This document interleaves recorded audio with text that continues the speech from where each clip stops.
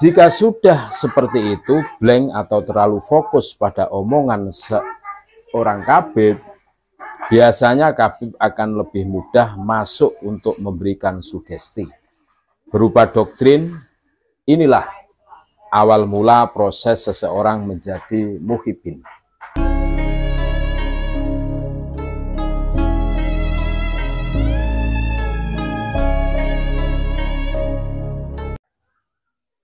Assalamualaikum warahmatullahi wabarakatuh. Saudara-saudaraku sebangsa setanah air yang kami muliakan, yang kami hormati dimanapun Anda berada.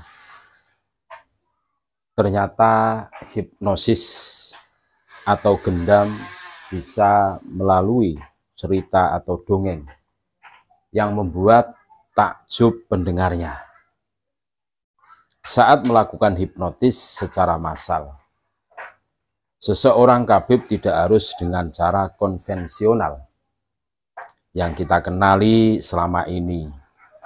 Jadi, hipnotis bisa dilakukan secara halus dengan bercerita berbagai khurafat khas padang pasir yang meyakinkan kepada publik.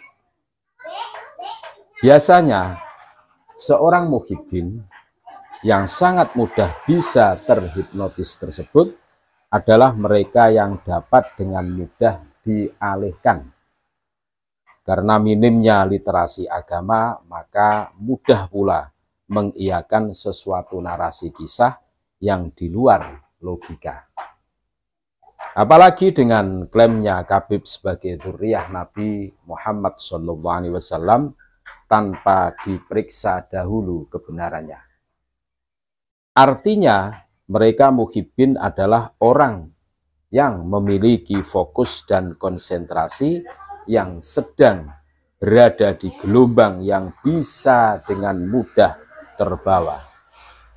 Kalau ada kabib yang bercerita kisah-kisah khurafat kepada seseorang lain dan orang itu sedang dalam kondisi blank atau pikiran kosong, itu bisa sangat mudah terbaca oleh oknum kabib yang ingin menghipnotis tersebut.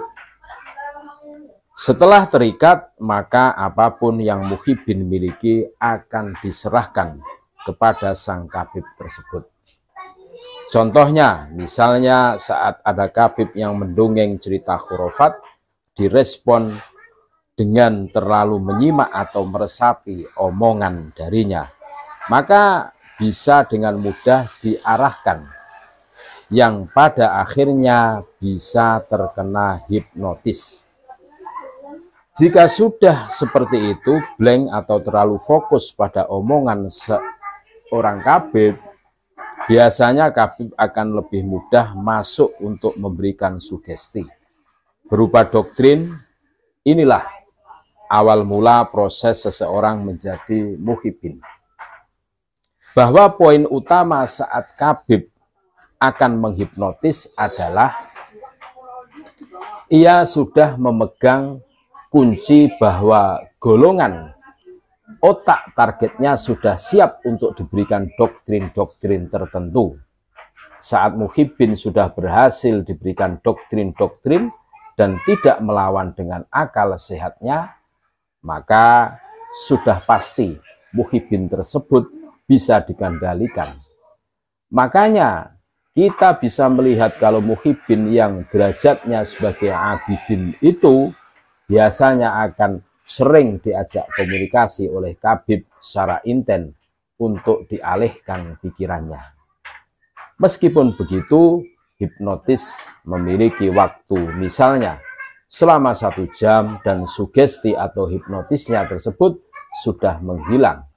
Namun, jika dalam hipnotis doktrinal, ketika kabib memberikan ikatan terhadap satu sugesti dengan doktrin tertentu, itu bisa bertahan hingga 1 minggu, 1 bulan, hingga menahun, tergantung seberapa lama dalam ikatan komunikasi. Bahwasanya, seseorang bisa terkena hipnotis melalui suara dan berita, karena memang semuanya berawal dari pendengaran. Jadi, hipnotis dengan menggunakan gelombang suara itu sangat memungkinkan, karena inilah Khabib bersuara lantang dan keras untuk menurunkan mental lawan bicara. Namun tidak semua orang bisa terkena hipnotisnya Khabib.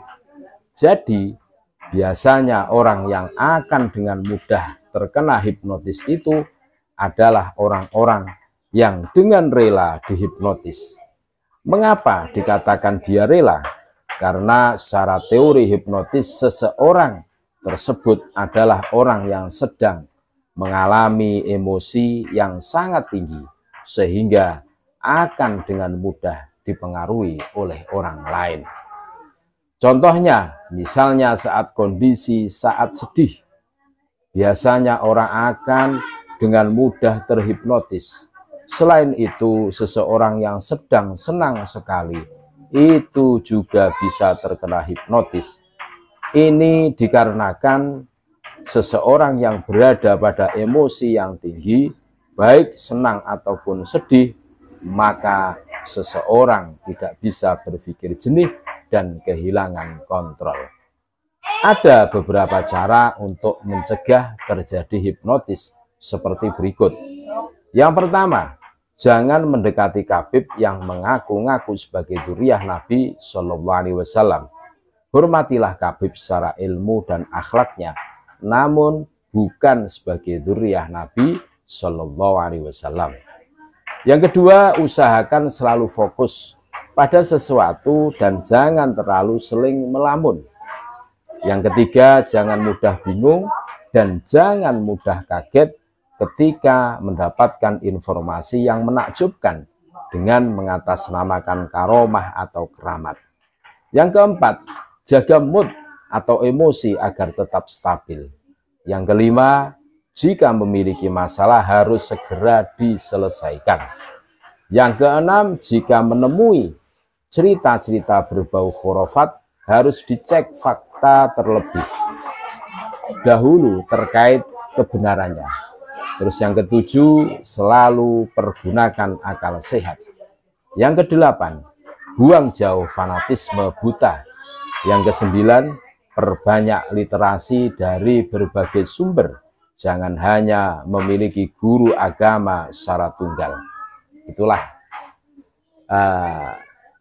indikasi seseorang bisa terhipnotis. Terus solusinya gimana? Kita semua sudah bisa mendengarkannya. Terima kasih, mudah-mudahan bermanfaat dan tetap NKRI harga mati. Assalamualaikum warahmatullahi wabarakatuh.